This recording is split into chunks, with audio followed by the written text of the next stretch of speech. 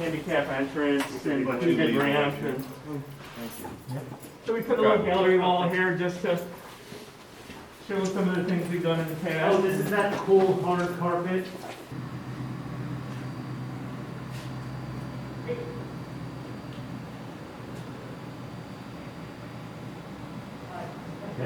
Their city turned out marquee for 5:30. So. You want light on in there? Yeah, that'd be awesome. You got two boxes coming up there? Yeah, 2 boxes. When? Want to do it outside? How far are we? We are 6 minutes out.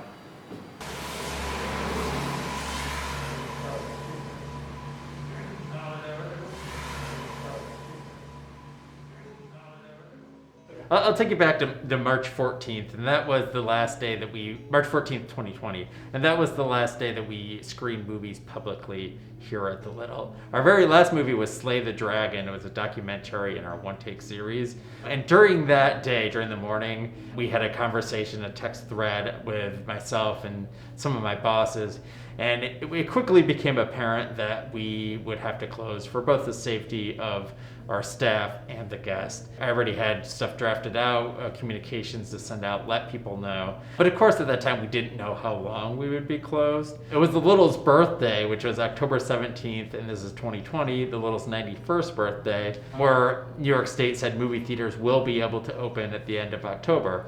Our judgment was it just didn't seem like the right time to open. It didn't seem like a safe or responsible thing for our staff and our guests.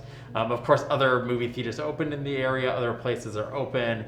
That's not anything against them. It was just we had to determine what was best for us and our staff to delay the opening. I was really the same. Oh, I started to fall asleep, and then Cassie came in, and she just barrels into the room. Yeah. So it's our smallest theater.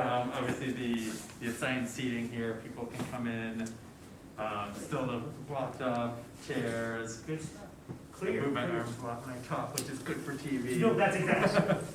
Layers. We're ending here in the 4th theater here in this building, the Jack Gardner Theater with Jim, the facilities manager. Jim, this is obviously a special theater remembering Jack Gardner.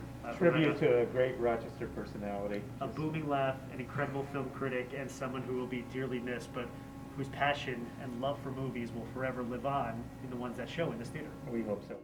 The Rochester community, going back to their, history of Kodak, are really, really smart audiences here in Rochester. Not that they're not in other places, but there's something in the DNA here about film.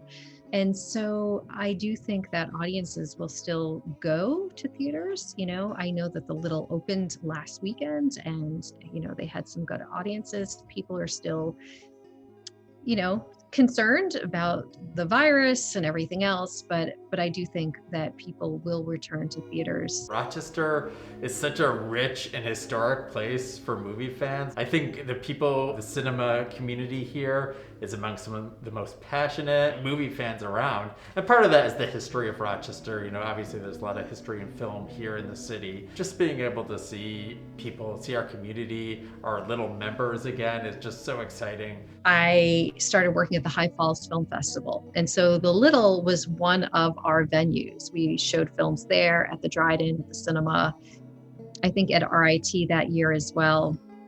Honestly, the first memories I have are going into the projection booths and, seeing what it was like from that perspective. And I had never done that in a cinema before. Like I had never gone up to the booth to see what it was really like. I think there's a special magic to movie theaters. There's something that it's even hard to describe. Just when you walk in, you catch that scent of the popcorn.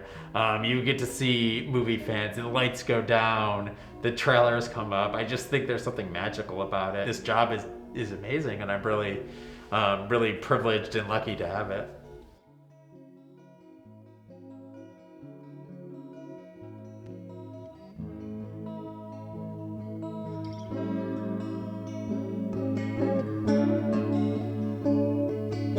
Here at the Little since you were 10 years old? Yeah, I went to my first movie at the Little when I was 10. It was True Grit, and when I first went to it, I fell in love. And then I started realizing my passion for making movies. So I was actually in the Rochester Teen Film Festival in 2018. Your signature right here. Right there, yeah. All right, that could be worth something.